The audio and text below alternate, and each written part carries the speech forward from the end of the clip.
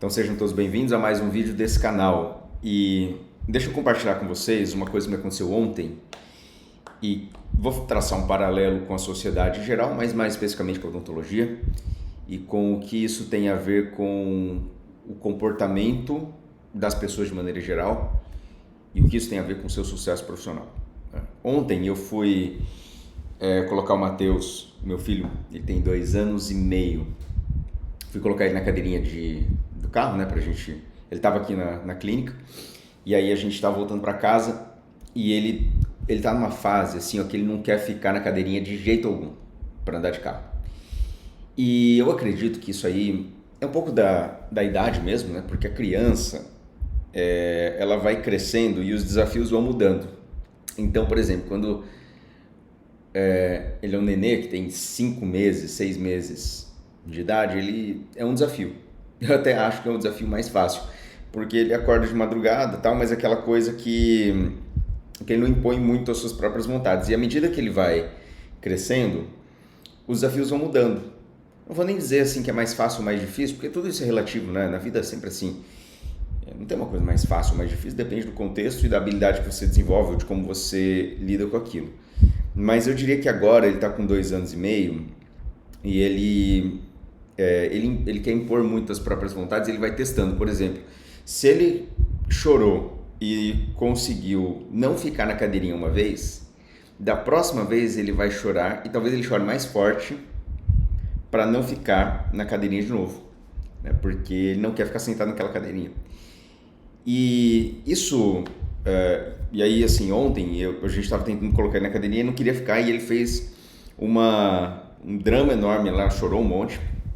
E eu falei para minha esposa, falei para Bianca, olha, eu não vou ceder e a gente vai ficar aqui, nem que seja meia hora, tentando colocar ele na cadeirinha e conversando, e volta e conversa, e aí ele, não quero, aí volta e conversa, e eu fiquei nessa. Fiquei uma meia hora, uns 40 minutos quase, insistindo e conversando. Ó, você tem que sentar na cadeirinha, e se não for na cadeirinha a gente não vai sair. E ele, não quero, não sei o que, aquela coisa toda. Pior, nós estávamos com uma pessoa convidada, que é o Croner, que é um amigo que veio de Goiânia, e ele tem filho também, tá? Então por isso que eu expliquei para ele, eu falei assim, Croner, eu não vou ceder. Aqui a gente vai ficar um bom tempo, tá? Mas eu vou ficar insistindo para ele sentar na cadeirinha, porque faz parte da educação de não gerar permissividade excessiva, tá? E aí eu queria até ouvir de vocês aí, quem está me acompanhando, se tem filhos, né? Saber a opinião de vocês, tá? Porque eu sou pai de primeira viagem, meu primeiro filho. Então, às vezes eu leio livros, procuro ouvir especialistas e tal, e até o pessoal da escola, mas às vezes surgem algumas dúvidas, porque é nosso primeiro filho, né? E eu falei pro Croner, eu falei assim, olha, a criança ela vai meio que te testando. Eu não vou bater no Matheus, eu não vou agredir ele, mas eu não posso ceder, porque senão dá a impressão que a minha palavra ela não tem valor, e se ele chorar mais forte, ele vai conseguir. E aí a gente ficou uma meia hora, 40 minutos, e depois eu tive esse papo com o Croner aqui, eu falei assim, olha, às vezes a gente trabalha o dia todo, a gente fica na correria, fica meio ausente, e aí chega o final do dia, ele quer sentar naquela cadeirinha, e você fala, deixa ele ficar fora da cadeirinha hoje. E aí toda vez ele vai querer exercer esse padrão de repetição de que ele pode ficar fora da cadeirinha se ele quiser. E na verdade não pode. E esse motivo de você... Porque primeiro que não é permitido ficar fora da cadeirinha, por uma questão de norma de trânsito, porque não é seguro, né? Então ele tem que estar com o cinto de segurança, ele tem que ter a segurança da criança.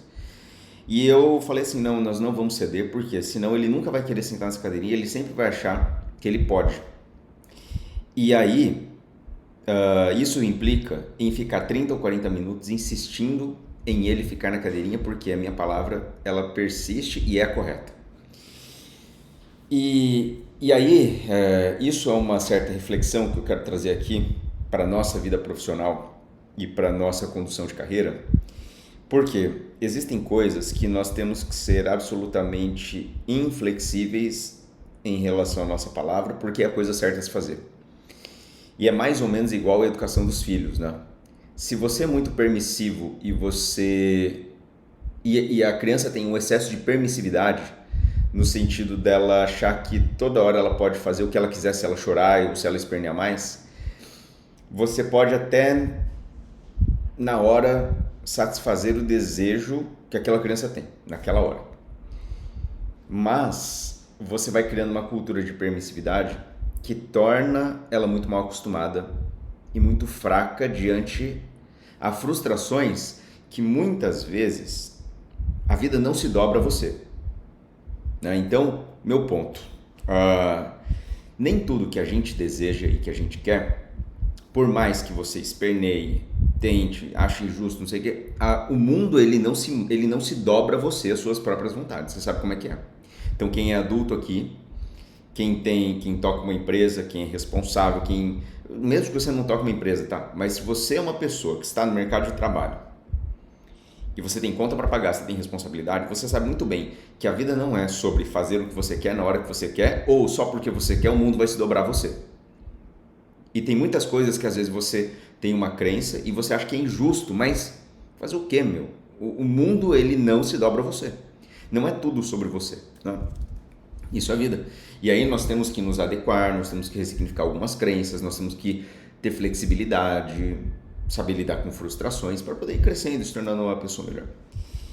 E se você cresce num ambiente onde você não lida com esse tipo de situação e você não recebe uma negativa e que você tem que se adaptar, você fica constantemente criando um padrão de meio que você fica mal acostumado, entende?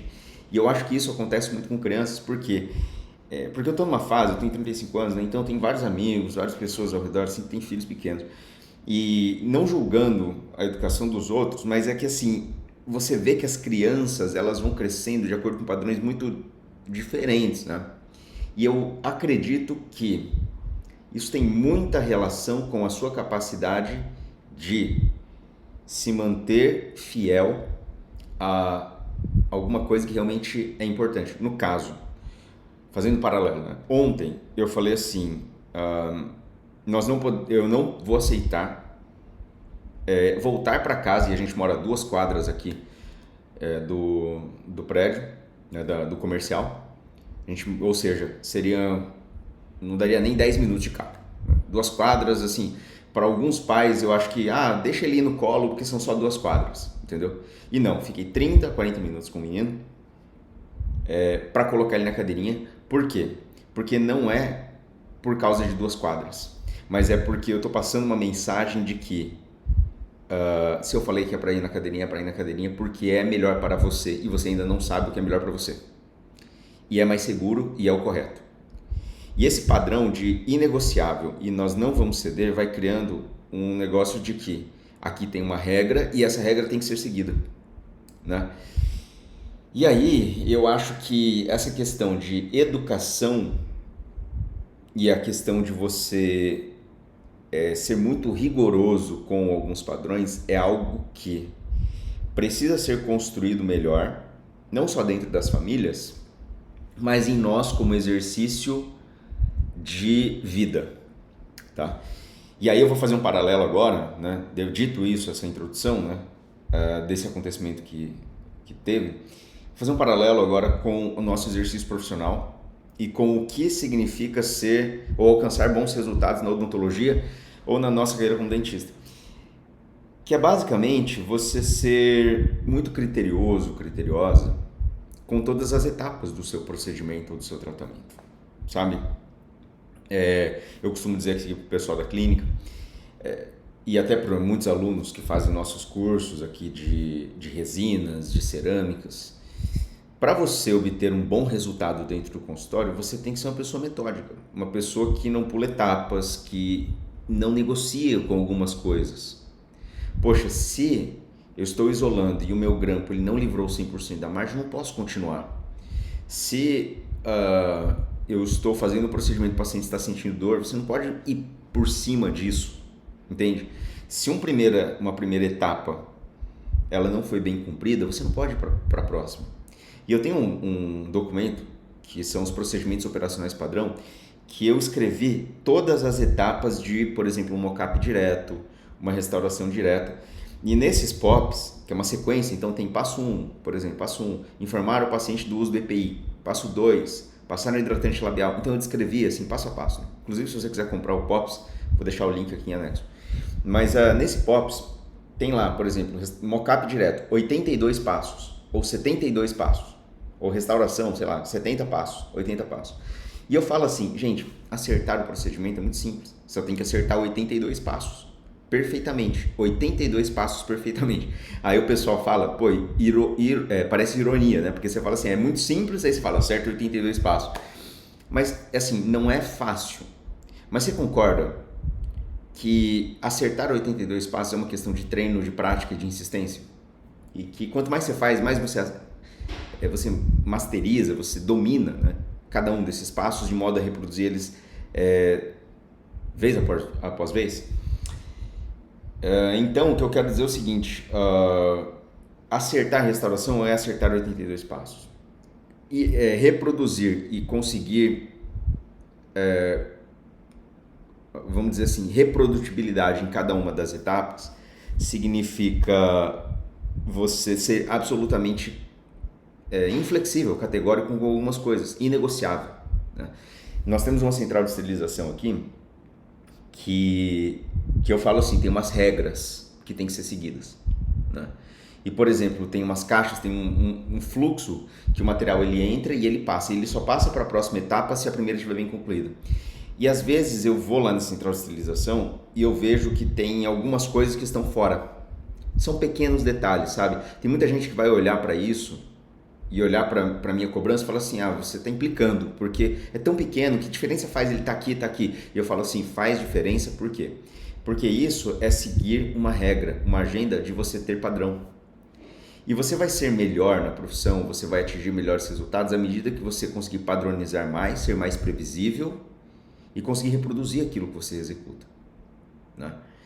Então, o paralelo entre fazer a educação do filho, que é ser inegociável com algumas coisas, e criar uma certa cultura de disciplina e de que não é não e a palavra ela conta muito, é uma mensagem que você passa na primeira infância para que essa criança ela entenda que esse princípio é muito importante e assim, não quer dizer que porque a criança teve isso, que ela necessariamente vai ser um adulto bem-sucedido ou correto.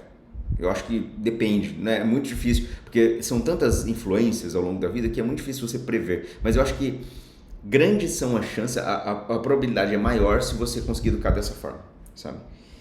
E eu acho que é a mesma coisa com gestão de carreira e de odontologia e de profissional. Você ser absolutamente inflexível em algumas coisas e ser uma pessoa que é muito metódica com o que realmente importa. Também fica essa reflexão. Não é ser metódico com absolutamente tudo, porque existem coisas que você deve flexibilizar sim. Mas é ser metódico com aquilo que de fato importa. No caso, por exemplo, essa questão da cadeirinha é muito importante.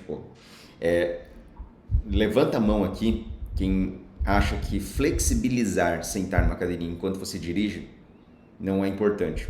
Tá? Todos nós, acho que convira isso, você tem que concordar comigo que é muito importante, você não pode flexibilizar em relação a isso.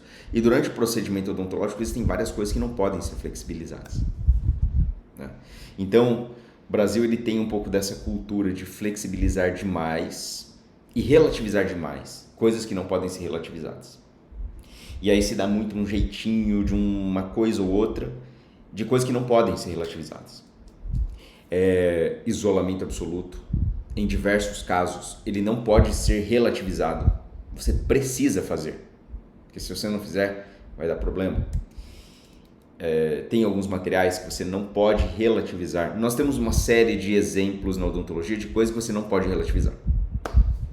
E aí o esclarecimento ele é muito importante para que você saiba o que você pode e o que você não pode relativizar.